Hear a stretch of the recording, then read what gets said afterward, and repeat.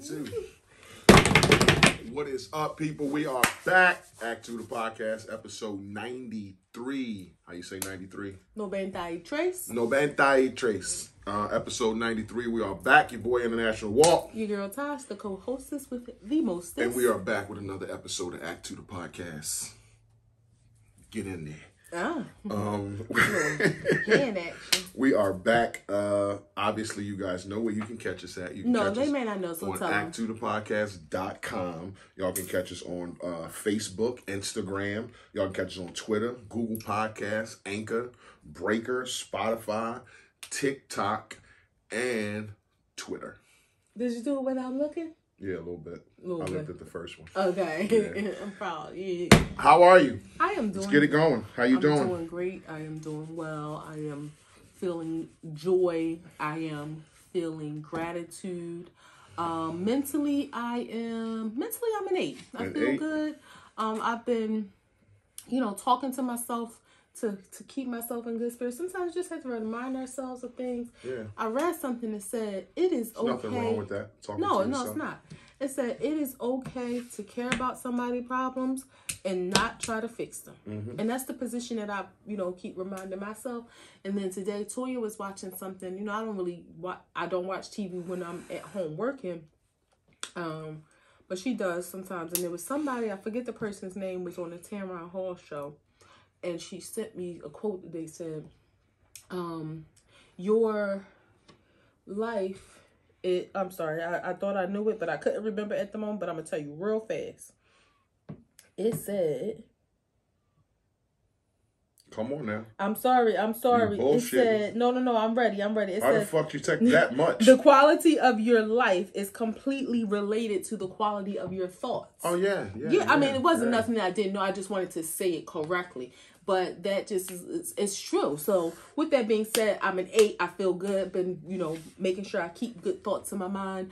Work is an 8. Work is kicking my behind. It is extremely busy, but I'm great at my job. I'm enjoying. But you also let it. I gotta put that out there. I gotta poke the bear a little bit. She also lets it, cause she's a boss and she can fucking give herself a break when she need to, not when she want to, when she need to.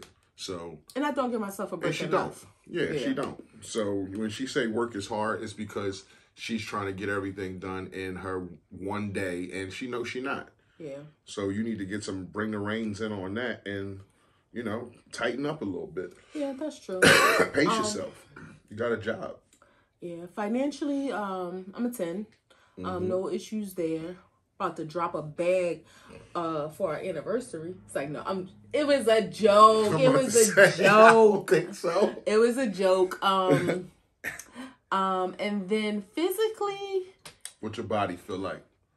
I'm gonna say I'm a 7. I'm not writing the 7 down. No, so I feel good, but I could feel better, and that's all me. I just want to start moving more, and I know I say that often, but you know what? I'm gonna say I'm an 8 because I actually do feel good.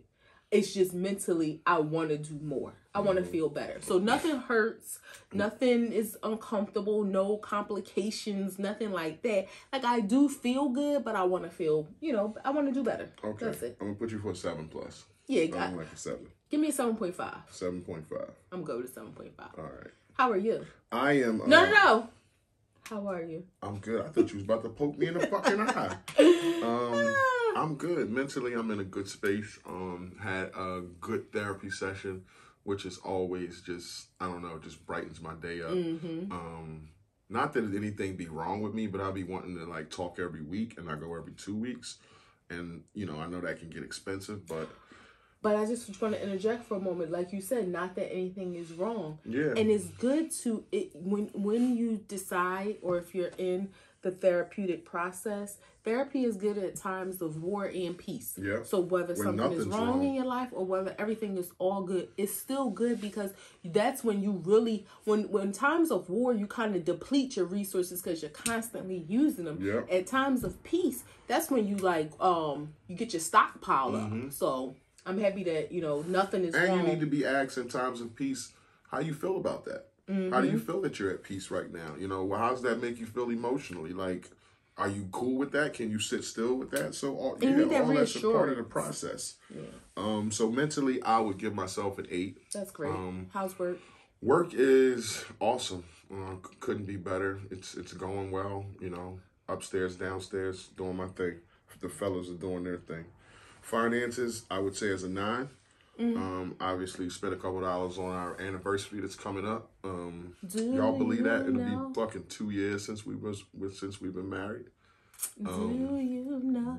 2 years since married, 21 years together. Yep, 21 years together. We strategically planned our wedding to align with our, anniversary. Yep.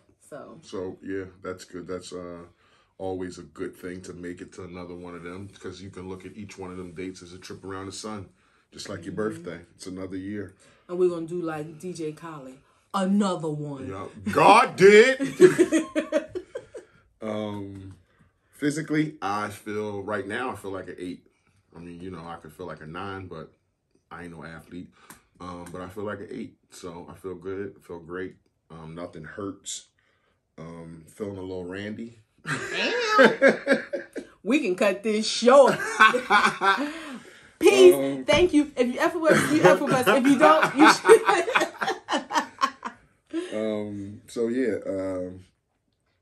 That's how I feel. So you're 8-8-9-8. That's good. That's a good week. What's your wows and woes this week? My wows is I had a great therapy session. That's good. Just got to push that narrative. If you're not in therapy and you're thinking about it, go ahead and take the step. And if you're not, I'm not beating you across the head, because, obviously therapy isn't everybody's healing process. I respect that.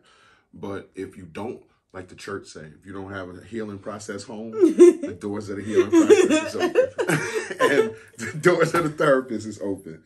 So, had a great therapy session. Woes, have no woes. God gave me another week.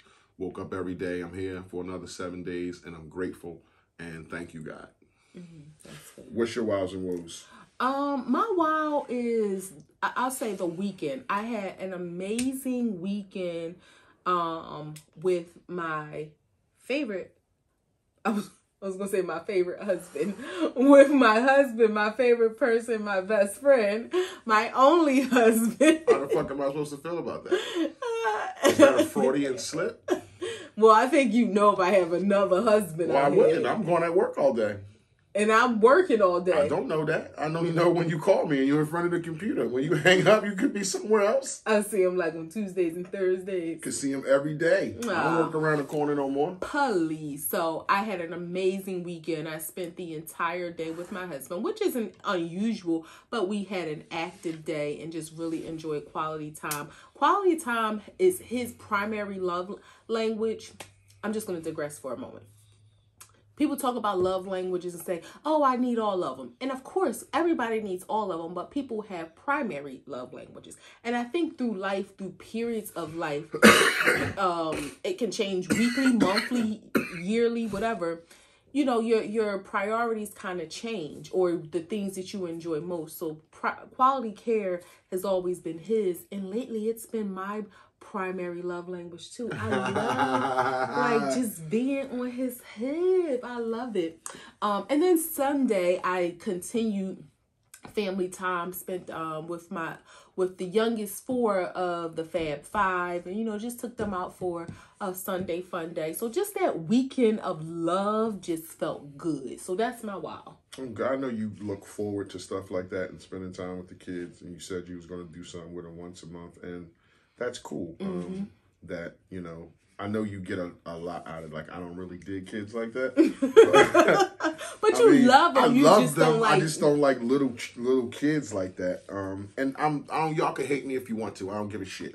But I love my nieces and nephews. I love all of them. But I'd rather not. I like older kids. That's all. I'm just gonna leave it at that. I like older kids. So. And my woe, I didn't have a woe. No woe? Yeah, no woe. I felt really. I feel good. I feel good. I'll say that. I feel good. I feel good.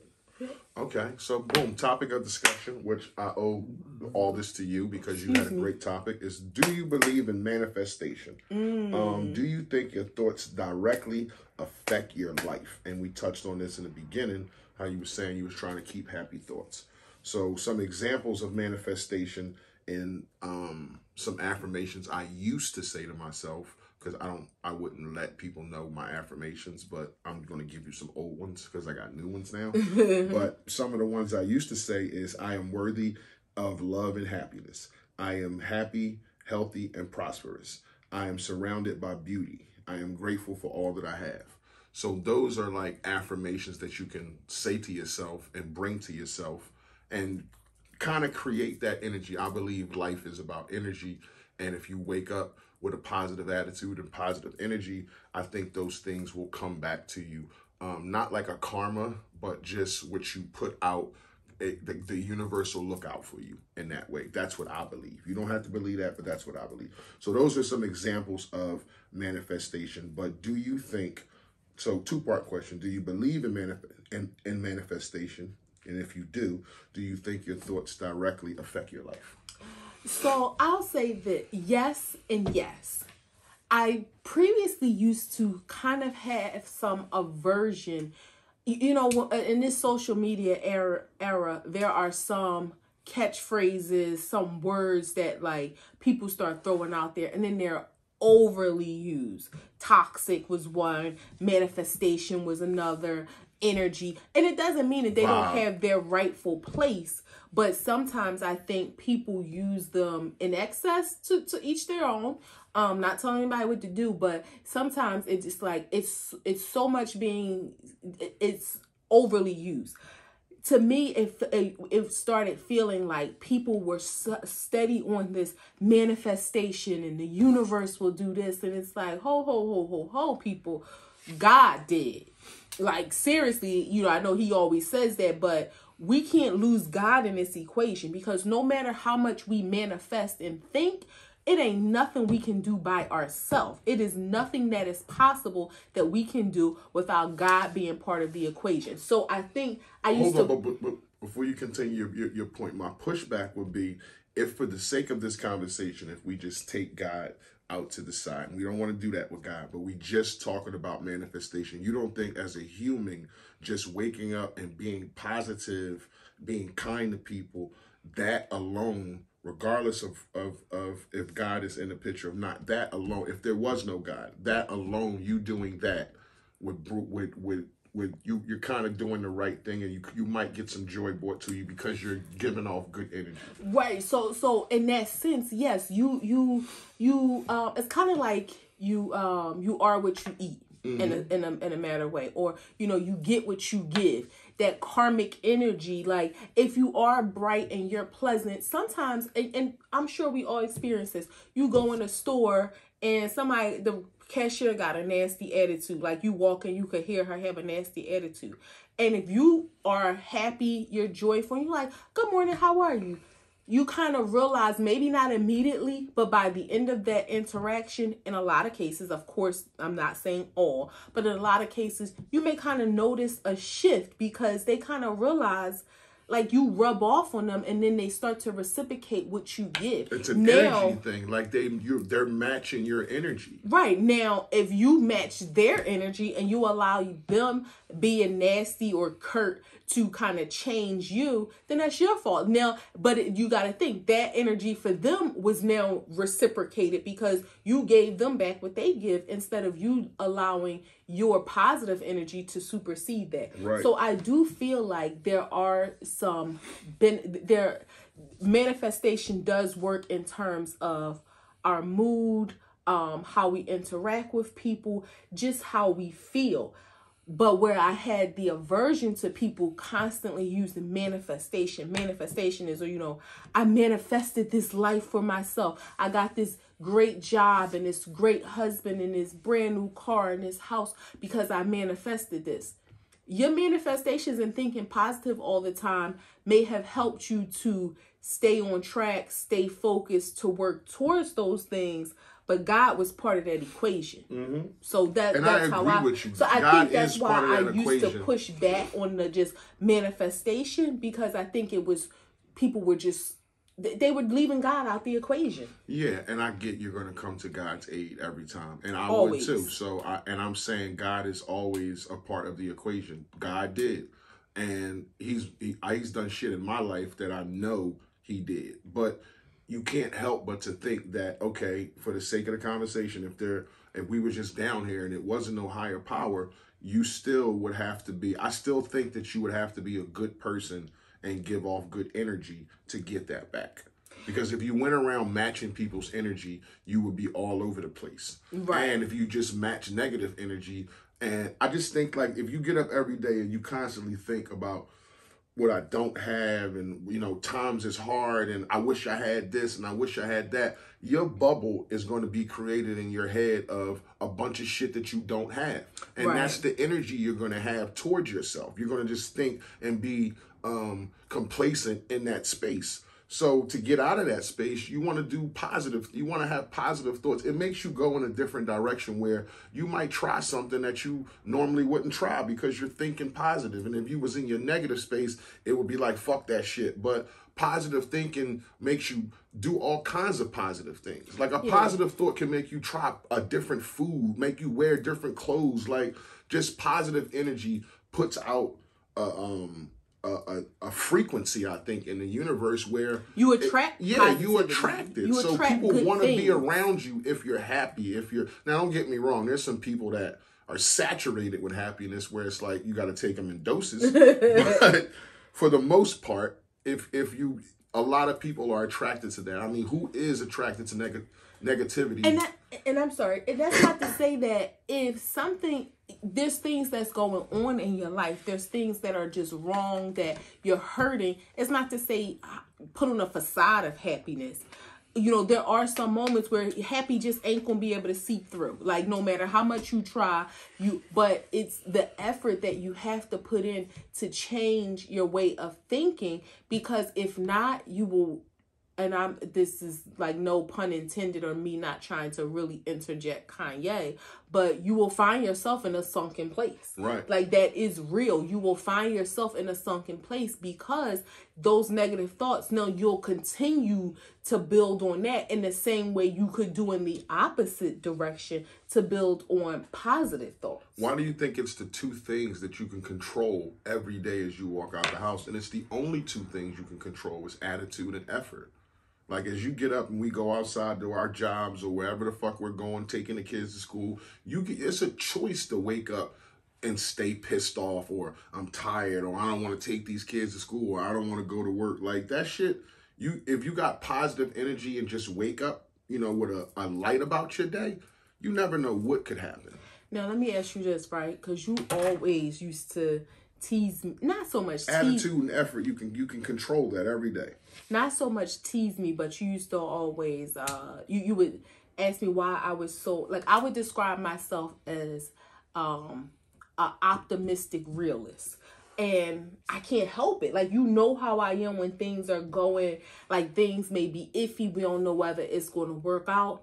I can't even, for my own innards. Yes, like I can't allow myself to think like, oh man, this is not going to work, or oh man, this is going to fail. Now, in reality, I am realistic that it ain't no 100% guarantee this is going to work. But my mind has to, for my peace of mind, think that it is going to work, with the possibility, with understanding the possibility that it may not, but just feeling like I'm not even thinking of, I'll think about the other side when the decision is made or there's a determination made that it didn't work. Which is great, and that's my point, that you have that type of energy in a negative space, which leads to my the second question. But you have that energy that puts you in that space where I'm more of a 60-40 person. Like, I'm a lean towards the optimism, but I'm also thinking it ain't guaranteed. So if you say what's 60, the plan? 40.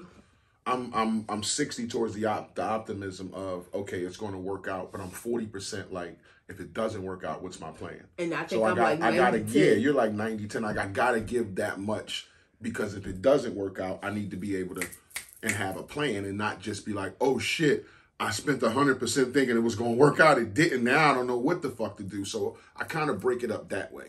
I lean towards the optimism, but I also think if it doesn't work, what's my plan B? So yeah. that's if you're how I 60, like 40, to I'm definitely like 90. Yeah. Does this kind of thinking help you find hope in the face of uncertainty, or is it just too unrealistic? It does, but it's dangerous. So I'll say yes, but hope for me is a dangerous thing. I prefer to look at I agree with that too. I prefer to look at it as having faith, right, that it will work out according to God's will. Because I don't know, it's just something about that word hope. Like, I hope. Like, I'm going to pray about it. I'm going to trust in God that if it's meant to be, it will be. But I have learned from personal experience that hope can sometimes set you up for a bigger heartbreak. Yeah, and faith is it's black and white. Either you have it or you don't. Mm-hmm. There's no toe in and toe out. So faith is black and white. Hope is for sale. You can bottle hope and sell that to people. Cancer patients, infertility patients, you can sell hope. And if people have hope, a person with a sick child, like, you can hold on to hope if it's a glimmer of it, a slither of it, and you'll deplete your savings. You'll consume yourself with that because there's some hope there. I think where people get lost, faith, like you said, is okay, whatever God's will is. So you kind of are reserved with the situation, not playing out the way it is because you have faith that this was God's will. And that's where I think some people get lost, in where they lose faith is because you can't have faith that, I got faith that this is going to happen. Because, again, that just may not be God's will for it to happen. So you have to have, your faith is in God, not in the thing. Mm-hmm. Or not in yourself, of course. So your faith has to be placed in God, that whatever he has planned, whatever his will is for your life, that is what's going to happen. And that thing that you want to happen just may not be part of his plan. So I think that's where people say, I have faith that it's going to work out. If God wants it to work out is the key component to that. Where when you have hope, you're just hoping that this thing is going to happen. But that just may not be the plan. Right. So that's where, to your point, yes. Faith can be so strong that it can feel tangible. Hope never feels tangible. It never does. It's just something that you're like looking towards, like you said, I just hope that happens. But if you have true faith, it feels tangible. It feels like you can touch it. And having hope is not, it's like you're just wishing on a star. Mm-hmm. It ain't really having faith in anything like, I hope this happens. Well, do you believe that it will or won't? Right. Or do you believe in God that what he intends to happen will or won't happen? So, what is Generation Z? What's that generation? Is that the current? Like, I got, after the millennials are what? Born 90... They're after Gen X. 2000. So they're after. So I'm Gen X.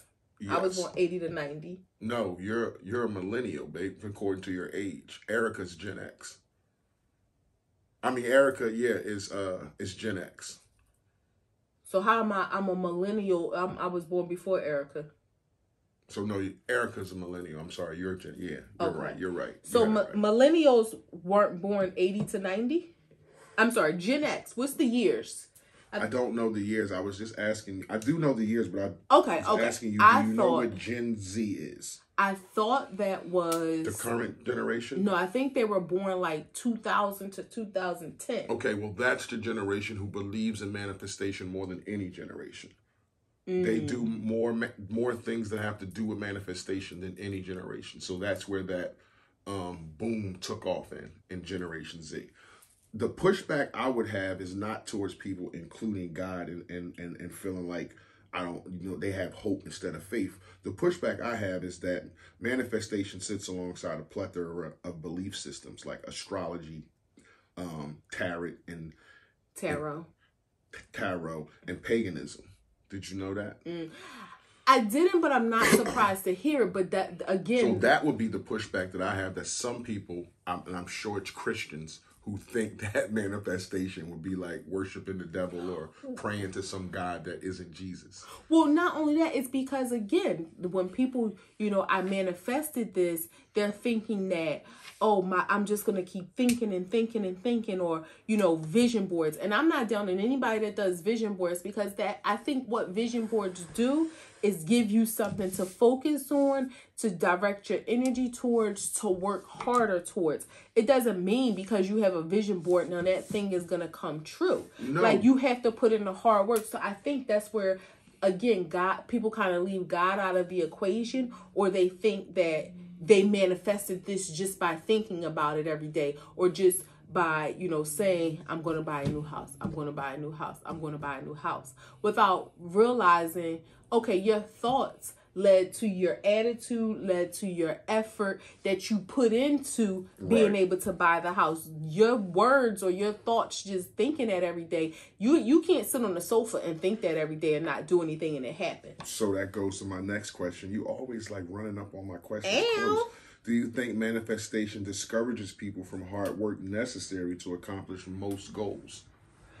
I think for people who... Because now I don't personally think somebody sits in the house on the couch and says, I'm going to buy a new house. I'm going to buy a new house. I'm going to buy a new house. And actually thinks that they're going to buy a new house. Well, maybe not a new house. I think that you have to do, like, whether it ain't your faith or not, faith without works is dead. And so you got to put the work in. You got to get up off your ass and do what you don't want to do so you can eventually do what you want to do. You got to do what you don't want to do so you can do what you want to do. So, yeah, I mean, I think to a certain degree, if there's people out there like that, then it would affect them. But manifestation wouldn't affect me in that way, where I would think, oh, all I got to do is think about this and it's going to happen. Right. Maybe a house. Okay, of course, that's obvious. You sitting on the sofa, you ain't going to build a house. A job you want, anything. But see, a job, I think some people may have that mindset of just thinking it and it's going to come. Or just, I'm going to focus, or I will get this job that I want. I will. And again, it just may not. I think having the positive, something else has to go along with that. Not just, I'm going to get this job. I'm going to get the job that is for me. I'm going to, find the man, or the man that is for me will find me, or whatever your manifestations are, they have to align with real life. Or again, you set yourself up for disappointment, because that job just may not be the job that's intended for you. It might be a better job out there. But I think in that sense, some people can get lazy and not realizing that keep doing the work, and maybe that job that you do want will come along, but you have to keep working to get there. Or you may have to make 2 other stops before you get there. And then you might look back like, damn, I thought about this 10, 15 years ago. Now, it wasn't my immediate next move, but I still ended up here. It doesn't mean that it didn't work. It just didn't work the way you thought it would, when you thought you were manifesting it to... It ain't like... What's the lady like? Bewitched. Yeah, can you do it? Nobody can do it. That was like CGI. CG. You don't think she was wiggling her nose? No, hell no. Nobody can move their nose. That's like flapping your ears. People can flap their ears. People can move their ears because they move their temples. Nobody can flap their ears. What are they, fucking the guy from the Goonies? Well, it's not like you doing like this, like Bewitched, and it just automatically. No, she wouldn't do like this. She would just, her nose would just move. None of this would twinge up. Her eyes wouldn't move or anything. Her nose would just twinkle. What was the difference between Bewitched and I Dream of Jeannie? She was a genie and she was a witch.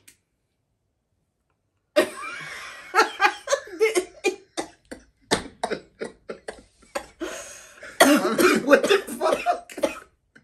I mean, okay. Did they both wiggle their nose? No. They didn't? One did her hands like that. Oh, okay. All right. Bewitched wiggled her nose. I Dream of Jeannie. What she do to her nose?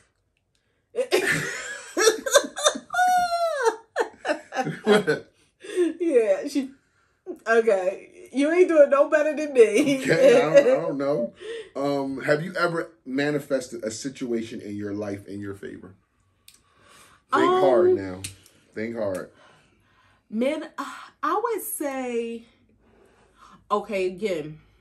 Have you ever not had a shot at getting something, or thought or felt that you hadn't had a shot at getting or doing or going somewhere, and you just said, man, Like, I really, really, really want this. You know what? I'm going. I don't care what happened. I'm gonna find a way. I'm gonna go. And you actually found a way, and you did it, and you went, and you saw it, or you bought it, or you. But for me, because again, I told you, up until recently, I really kind of had an aversion to that term manifesting. For me, it was prayer.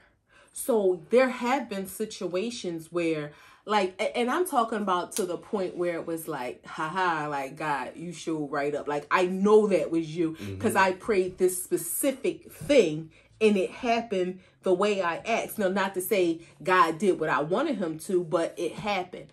So I can't say I manifested something and it happened, but I definitely have prayed about things probably in that same vein. Like, all right, I had a work situation where I had a manager and it was the worst situation.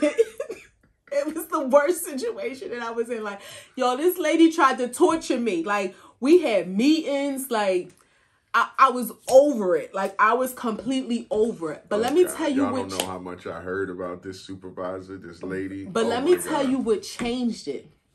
And this is no lie. Like, when I tell you it changed, I'm talking about, like, I went through hell for months. And then I started praying for her. Like, literally, because when I would get to work in the morning in the parking lot, I used to, oh my God, like, I just didn't, we didn't work in the same office. She would come to my office once or twice a month, but knowing I had to deal with her on the phone or via email, that's how bad it was. But literally, when I tell you, I started praying for her because I was like, you know what, God, this ain't me. Like, I thought about what could I be doing, but this ain't me. I ain't perfect, but this ain't me. And I about hurting her? I used to want to fight her, but I used to think but this is what. Why fight her? Like, why not just have the thought, like, I'm going to go in there and if she starts the day, I'm going to knock her down these steps. No, I used to. Like, I'm going to bump her down these goddamn. Well, we ain't have steps. We catch the elevator at work. But when this elevator door closed, I'm going to two-piece the shit out of her. It got to the point where it was changing who I was like. If she was in the office, I wouldn't speak to her. And that's so rude. And if you know me, that's not me. But it was like, I can't. Like, don't say nothing to me. I won't say nothing to you unless it's absolutely necessary. But listen. This is totally off base. What's with the Minotonic shirt? The Minotonic? What do you call it? The boots with the strings? I don't know what that. The leather boots.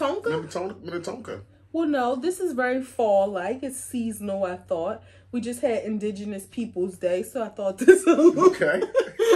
align with that. I digress, but go ahead. Okay.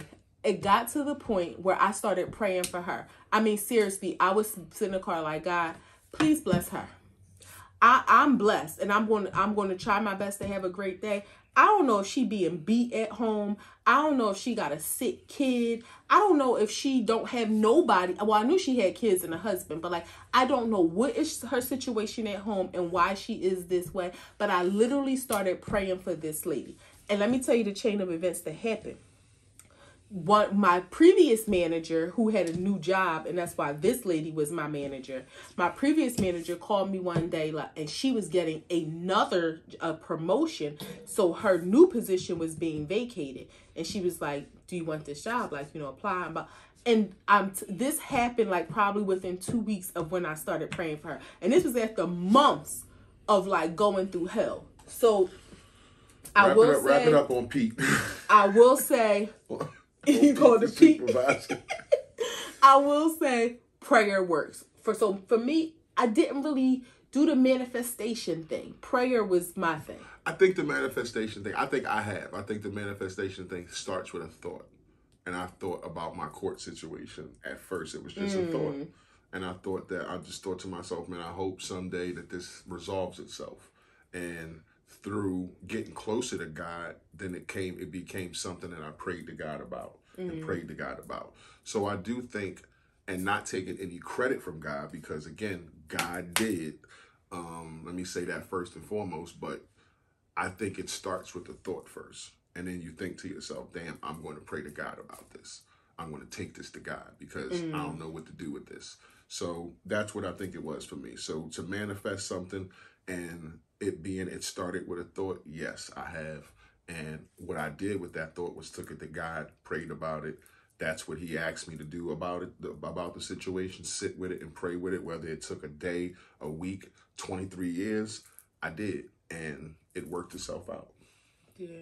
What you talked about affirmations, and one of the things I can say, I think with affirmations, it's kind of like tricking your brain to think differently. And when you think differently, you start to move differently, you talk differently. So sometimes, like, I'll see like memes. Like I said, you can be out and try new food just because you're feeling good that day. Yeah, but like I'll see memes or something on social media. Like there was one that I really loved, and I like probably posted it in my story for like a week straight, because it's kind of like one of them things. I wanted that thought to sit with me, and it said, "Peace and love will find me no matter where I am." And I really needed peace in my life. And I ain't talking about this because this is my source of peace, but in other facets, I just needed the dysfunction to be removed. And it was kind of like just repeating something to yourself every day. Peace and love will find me wherever I am. Peace and love will find me wherever I am. And that it gives you kind of that calming feeling if you really focus on it. Also with our kids, when they were little, and now, I mean, this was probably because the youngest two weren't even born yet. When we started this, I used to tell my nieces, I had some little affirmations they would say, and to this day, they still remember. I am beautiful, I am smart, I am brave, I am loved. And every time I would talk to them, I would have them say it, have them repeat it, just so that, again, those thoughts would sit with them.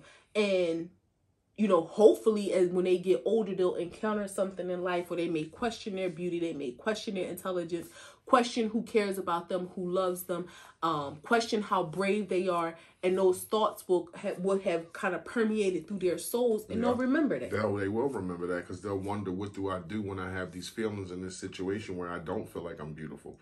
And they'll think, I had an aunt who told me, who made me repeat that. So yeah, that's good. And affirmations work. Like they just work. If you can get up and you have affirmations while you're brushing your teeth, while you're using the bathroom, while you're getting dressed. Like, these are just things that you can just say to yourself instead of thinking nothing or something, or thinking something negative. Like, just try it. Like, it's not going nowhere. You ain't got to pay for nothing. You just speaking a couple of positive sentences into your day in the beginning, with the faith that it'll be good. It'll start good. Can I ask a question? Or do you write? Are your affirmations? I know you said they changed, but are they written down? No, I memorize them. So can I tell you something? I think like I got ADD sometimes. I started saying affirmations every day. It's like affirmation / mantra. Same thing. I started saying it every day because you had mentioned it, and I thought about some things that were really meaningful to me. And I probably did it for like 4 or 5 days. And then it's like I missed a day or two, and I forget what they were. How you get your affirmations?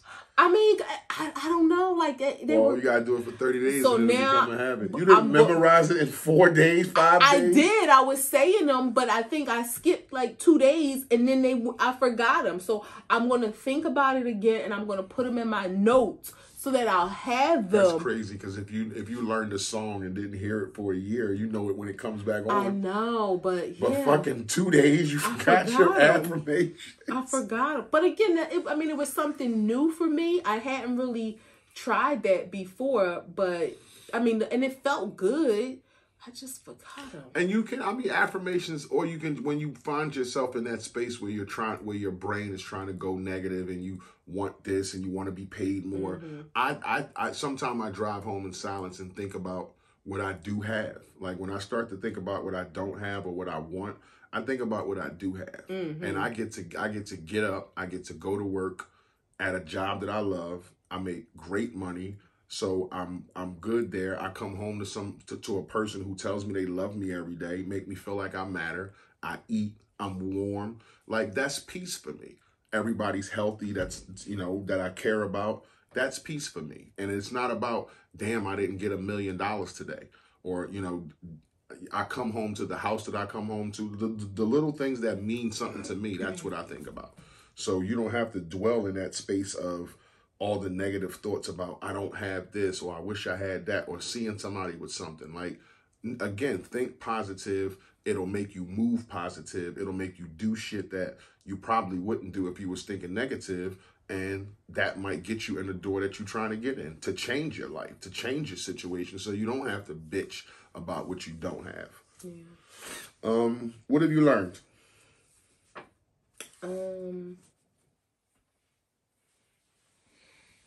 Come on now, dead air. It's not good. No, I'm sorry. I was stuck in a thought for a second. Then click your tongue or something. Make some noise. I didn't really. I had a busy week this week, and I did not learn. So on the show last week, I put a provision in there that said if you don't learn anything, you gotta say I'm stupid and I didn't learn anything. I'm not saying that. But yeah, I was busy this week working hard. You're not stupid. I didn't learn anything new this week. I kind of learned something new, and this is, I'm gonna try to say this the right way. The streets is real, and the drug game is the drug game. So I have a friend, I'm not gonna say his name, but I have a friend at work, right? And he lost his job, and decided to just go back to the streets and start hustling. And we've had multiple conversations about this move and how it was going to be for him. And I don't know how a person can think that you can go from something positive to something negative and think it's going to work out positive. I just don't get that. And sometimes I don't want to see anybody that I care about, anybody that I love in jail or anything like that. But sometimes like these moments are teachable, and I hope that he learns from this situation. So that's what I learned, is that even when I was knee high to a butterfly, they told me nothing comes with the streets except for jail or death. And I'll be damned if it ain't the truth. As you get older, you start to realize that's the situation. Nobody gets rich from drug dealing no more. Nobody gets rich from doing shit in the streets no more. Nobody gets rich from robberies and all of a sudden says, I got enough money from drugs, I'm retiring, let me just go in the suburbs and live. It doesn't happen. You have two endings and that's it. Especially nowadays in 2022 when everything is up. Everything is up. So that's what I learned. Everything is up. Like everybody's tense. Everybody's angry. Everybody's walking around wanting what that person got. Like everybody is in the have-not space. Okay, I was just asking for clarification. Yeah. That's my, like you were saying, your young people lingo. Yeah, but I didn't. So I just didn't. You go ahead and spin the block. I'm gonna spin your block. So that's what I learned. 3 grams. Did you hear the situation with 50 Cent and his son? I did. I saw the original statement that the son made. I didn't hear like any follow-up thing when the son was saying like, okay, so the baby mom was getting $6,700 a month for child support. Well, let's go back. She was getting $500,000 a year. And then she decided she wanted more, which made 50 Cent take himself to child support. So she was getting $6,700. So child support said, okay, now we got paperwork, you get $6,700 a month. And he was complaining, saying like that was a little bit of money. And based on the comments and the feedback that people were getting, like that ain't a little bit of money. And he said, well, if y'all think it's so much, tell my dad I'll pay him that for 24 hours of his time. Yeah. And he wanted to sit down with him, and he called TMZ so he could sit down with his pop. But 50 Cent did an interview today with the Breakfast Club, and he just, it's cathartic, and it's not like I feel this way, but it's cathartic to see somebody be that honest about their relationship with their seed, and saying that he was asked a direct question, would you sit down with your son? He said he wanted to sit down with you, and he was like, no. Like, if he wanted to sit down with me, he'd have called me. He got my number. He wouldn't have called TMZ. Like, who wants to sit down with their dad and calls them like you call your dad? So that was one reason. And he was like, there's so much more I'm not going to get into that happened over the course of our lives and our relationship and with his mom. And I don't think the relationship works. And it kind of left everybody in the room like, envying all them, just looking at him. And he was just like, we've been through some things, and some things have transpired in our relationship. This is just like one of the things that y'all hear about, but I just don't think it's going to the point where I don't think the relationship works. And it's like a 25-year-old man And obviously, I don't know how old 50 is, but he's a man too. This isn't a boy anymore. But it's like, it was cathartic to hear the truth like that. Although it may be, damn, I wish he, they could work it out. He can have his dad and everything be all blissful. We both know it ain't like that all the time. But it was just weird to hear him say, like, I don't like it. Okay, that's I don't like it. I'm not saying I like it or not. Know. I'm just saying it was pure, and it was like he said it with such a straight face, no smile, and it was almost like you could tell he meant it. And it was like, just y'all don't know the half of it. And he just was like, from everything that transpired, and on top of this, like, no, I wouldn't sit down with him, and I don't think the relationship works. Like he said that we're not talking about a kid here. We're talking about a 25-year-old man, and I just don't think the relationship works. But, and again, this is a double standard, as there's double standards in life. It's just the way life is, and this is just my opinion. Hearing that a parent say that about the child, and I know firsthand how it can feel to have parental-child discourse and a relationship be dysfunctional, a relationship be toxic, and it just not work. And y'all, a parent that put himself in child support and paid for you for 18 years. And people may not agree. I just don't. I can't wrap my mind around, and I can't even right now think about a scenario where I would feel like okay about it. For a parent to do that, that just don't feel good to me. And I hope that, that's how he feels. And like you said, he was honest about it, but that just, I don't like it. I don't like it at all. Yeah, I don't like the situation. I don't like this disdain between a boy, a young kid like that, and his dad. But again, it was like the cards was on the table. It kind of makes me... It kind of makes me like take a step back and think, like, not because of 50 Cent, but just it's kind of one of those mirror moments where you think to yourself and like, okay, hearing that from a parent to a child, that hurts. But then it makes me think, because I'm not a parent, but like, how does that feel to a parent, for a child to say that to a parent? For a child to say that to a parent? It just made me... I don't think the relationship works? Yeah, it just made me think that. Like, hearing how it sounds for a parent to say that about their child, that stings, and I'm not even the child. So I can't imagine how the child feels. But it also makes me turn the mirror to say... To ask, like, how you think a parent feels if a child says that to a parent. And not saying it's a right or wrong, because for whatever reason, people have their reasons and they make their decisions, and nobody really knows what's the right decision till the end. You can't tell people how to feel. No, and that's why I'm saying, for me, it just made me think, like, damn, like, what if it actually is warranted, even to your standard?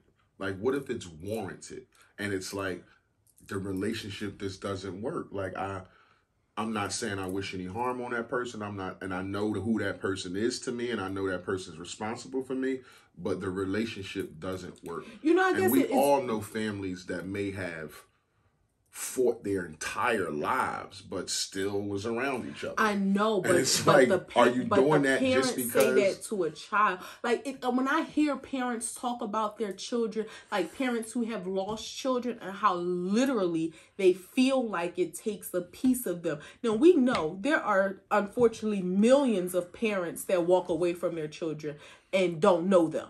That's a completely different scenario. But to know your child, and whatever discourse you have had, to take that stance, and I'm not saying he's wrong. It just doesn't feel good at all, and that's just crazy, because it makes me think, like, damn, you got so many parents who like, again, I hear parents talk about their child, like you talked about how you're working on improving your relationship with your daughter, and it has drastically over the years. But even at your lowest points, or the most strained points in your relationship, I know that she literally was a piece of your soul. And like, God forbid, if something had happened to her, like that would have taken a piece of your soul. And to hear those remarks from him is just kind of like, well, nah. You're saying if something happened to her, nothing happened to him. So you're that's putting I know, a but I sauce on it. said hearing those remarks makes it feel like he wouldn't have that same feeling. Right. I mean, I don't think I ever would say anything like that about my child. Like, but I just think everybody wasn't meant to be a parent, and I think in certain situations, it's warranted. Like certain people's lives, it's warranted that they don't rock with, you know, their immediates like that, mom, dad, whatever. But it was just like so pure to see, and like that's what I captured from the whole interview was like his facial expression when he said it was just like, yeah, I thought about this, I thought about that. No, I wouldn't sit down with him because if he got my number, if you wanted to sit down with your dad, you call your dad. Yeah, I get that. You call your dad. He was like, he can call my phone now if he wants to. He got my number, but he called TMZ. Like, how are we supposed to do that? And everything that we've been through over these 18 years, like the relationship just doesn't work. And it was like a pregnant pause, like, and you know, Envy got 6 fucking kids. Well, I was gonna Envy say, looking like, and 50 is his man. Like, he looking at him like, you sit in a room with 2 men that have 10 kids between the 2 of them, and to hear that, that's just yeah, wow. It was like, damn, and he was so damn serious. He just was like, you know, it doesn't work. And it was like, wow. I don't think I could be in a relationship with a man that took that stance. I don't. What if there was nothing he could do to form? And at that moment, and as a personal thing, I always felt like I did something wrong in my personal relationship with my child. So I don't know if he feels like that. I don't know if he feels like he's at fault for anything. He might feel like I did nothing but take care of this kid for 18 years. Your mom pumped ill will into your brain and you ran with it. So that's why our relationship is straight. But that statement, I just don't think the relationship would work. It's kind of like you breaking up. Like, we just, like, this ain't gonna work between us. Like, you know, it's me. You know, people get emancipated every day, babe. I know, but what I'm saying is it's like the relationship hasn't worked. The relationship has been strained. That's one thing. But to make that statement of, you know, I feel like this relationship won't work. It's like, nah, like, we breaking up. I don't want nothing to do with you because this just ain't gonna work. And again, as a woman, I wouldn't be able to be with a man that took that stance about his child. Now, if y'all relationship is strained, it's one thing. And you know, and again, we speak our truths here. Not that I had to, because it was in your heart to do so, but I have always encouraged, if I minded my business about your relationships with anybody else in your life, when it came to your child, I always encouraged your relationship with her. And we don't even need to go into detail about in what ways, but I've always encouraged your relationship with her, because to me, it was like, no matter what goes on in the world, you cannot speak to Minnie, Mo, or Jack. But that's not a relationship you can just throw to the wayside for me. Mm-hmm. So, and I get it. And even if it doesn't work, the fact that as my man, I need to know that you've put in the effort, because that's half your DNA. Mm-hmm. And that just as knowing you have a child out in this world, that just ain't something that's acceptable for me. Right. I agree with you 1,000%. Again, I just thought I've never seen anything like that, especially about I've never heard anything like that. And it was like, you're on the Breakfast Club. They got 10 million viewers, bro. Like 10 million people just saw this. And if you would have seen the pregnant pause in the room, it was like, damn, like, they looking at you like, are you about to say you joking? Or is it about to laugh? But he was just like, nah, y'all got another question? Like, and let me just say, like, the antics that his son is pulling, the whole social media thing, that generation does, the going to TMZ, that is out of pocket. But it's obviously for attention. Now, it may also be for some financial gain, too. I'm not going to be naive to say that it ain't for that. A person that goes to TMZ to talk to their dad wants attention, and he can have all that attention he wants. Yeah, like you can play around on the internet all you want to. Yeah, he obviously wants attention, but at the same time, let's not be dismissive of the fact that he may really want his dad. Like, especially when seeing you're being a dad to somebody else. Now, we know when there's strained relationships, when there's baby mom, baby dad situations, I'm sure his mom has probably been pumping, a narrative into his mind that may or may not be true. But to just be dismissive of the relationship with your child like that, I'm not saying he's wrong. I'm just saying it doesn't feel good. I know, but there's a fine line with all that. And again, I totally agree with you, but I just respect people's honesty and knowing what that relationship is. And again, I agree with you. I would never do anything like that. But like, wow. Yeah. It's like, it's crazy. And knowing that he has other kids, it's like, damn, like. Yeah, he got another son. Yeah. Which he said in that interview, I love him. His name is Zion or some shit like that. I don't know, but he's like a little boy. Like Sire or something like that. Sire, yeah. He's under like 10. Yeah. He's a little kid. I want to go to something gross because I don't want to end on something gross. But a janitor was caught on camera sticking his penis in a CEO's water at night when he cleaned, and he dipped his penis in the water. She ended up drinking it and got an incurable STD. So herpes or syphilis? I would think herpes. I mean, not a lot of syphilis going around, but you never know. Wow. But he had a leaky penis and he was dipping it in her water. She had a GoPro a cam under her desktop, so you couldn't really see it, and it was looking like out under. And the crazy thing is, I'm sure, because I mean, it was the computer's camera, but a little ball. She slid it underneath the computer, the desktop. Right, but what I'm saying is, I would think, I don't know, I didn't see this story. She probably didn't even have it there for him, like, because you wouldn't think, oh, let me. Because one, if she did, she wouldn't have drank it. Yeah. So she probably didn't even have it there for him, but had it there for some other purpose, and just so happened to. Ew, she said that the next few days, she did it a couple times. The next few days, her water smelled like I don't know why you would drink it. Her water smelled like piss, and it tasted funny. But I think she did it for like 3 days. And then she, realized. And why was you leaving water and coming back and drinking it? Maybe she left a bottle of water on her desk at night for she have it in the morning. I don't know, babe, but that's gross. He was like on camera, like dipping his dick in the water, and it was a water bottle. You know how little your dick got to be to get in a water bottle? Wait, I was just saying. That's why I was thinking it was a cup. No, it was a water bottle. Oh, poor guy. Yeah, you know how dick, you gotta have a little dick to get in the water bottle. You gotta have a finger. Or you gotta hope that that's a big mouth bottle. Either way, it's disgusting. It is. Last gram. Texas schools ask parents if they want their child's DNA on file for emergencies.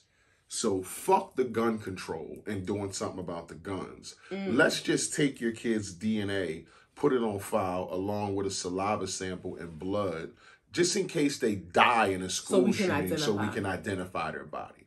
Like, fuck changing the law so we don't even have to do something like ask you for your kid's DNA. But the way things, again, me always talking about operating the way things are and not like you want them to be. Is this a good idea? Or is it like too invasive?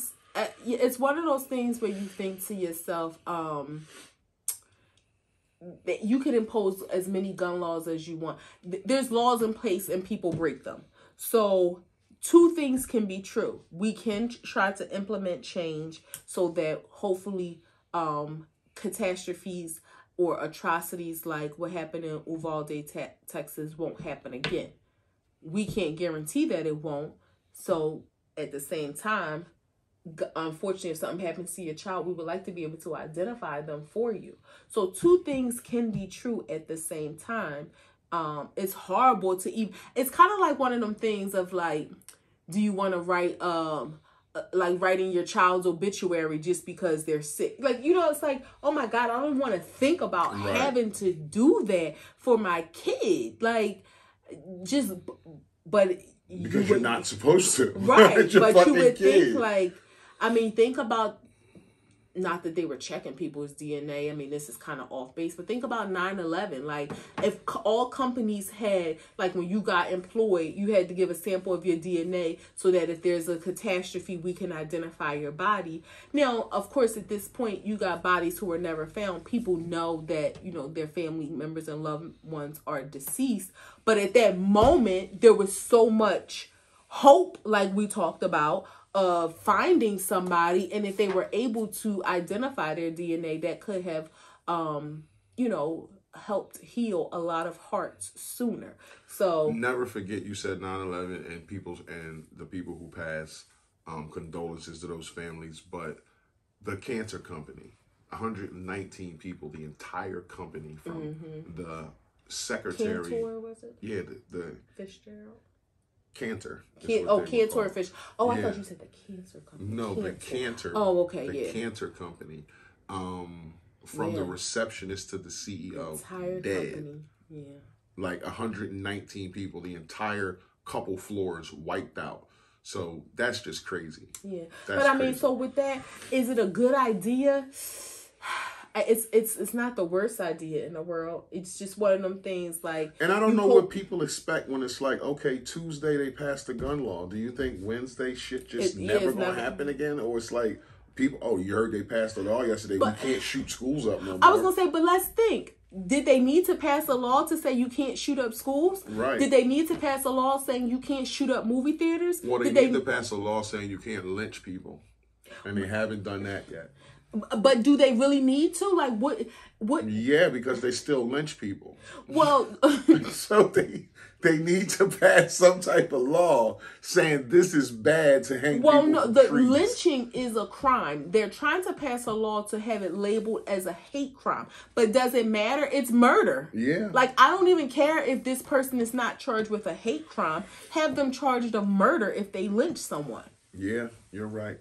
That's I don't know. I think it's a little invasive to have your child's DNA saliva sample on file just because you're right. It's you might as well go home and write your kid's obituary. And it's like, who the fuck wants to do that? Like, you got to get swabbed to go to school. Terrible times. No, Terrible you got to have a times. medical. No, that's not. I mean, I hear what you're saying, and it's plausible. It's valid, but. One of the things that I think that they need to do, and they need to stop having this false sense of security. I don't care if you go to school in Beverly Hills. I don't care if you go to schools in the mountains of Montana. They need to have metal detectors in security at all schools. Unfortunately, that's the time that we live in, because the moment you think you're safe is when something goes down. So you need to have armed security, and you need to have metal detectors so that no one can get past or enter the building with weapons. And then if you do have somebody try something, not to say they can't kill the armed security, but at least you have some layer. Now guess what? It could be a playground full of kids at recess. A crazy person who wants to hurt somebody who will find a way to do so. Yeah. But at least implement these measures and stop having this false sense of security. We don't want our kids to feel like they're in the hood because they're security guards. Yeah, and they have ghost guns that are plastic. So there's that. But again, you can't get around everything, but at least you can implement some measures because you just can't get around everything. You're right. It's people, again, who want to do something will find a way. They'll wait until the kids are boarding the school bus if they really wanted to hurt people. They'll wait for a fire drill. They'll pull a fire drill. And when they know everybody's outside. One space, yeah, but at least you're taking some measures to try to hinder some violence. Let's do a wrap. Act 2 the podcast, episode 93. That is a wrap. Hope you guys enjoyed this one. Catch us on act2thepodcast.com, Facebook, Instagram, Twitter, Google Podcasts, Anchor, Breaker, Spotify, TikTok, and YouTube. And YouTube. And YouTube. We're out there. It's your boy, International Walk. And it's your girl Tosh, the co-hostess with the mostest, doing my bewitched nose. And we shipping out Act 2 the podcast, episode 93. If you fuck with us, you fuck with us. If you don't, god damn it, you should. Peace. Ay, ay, ay, ay.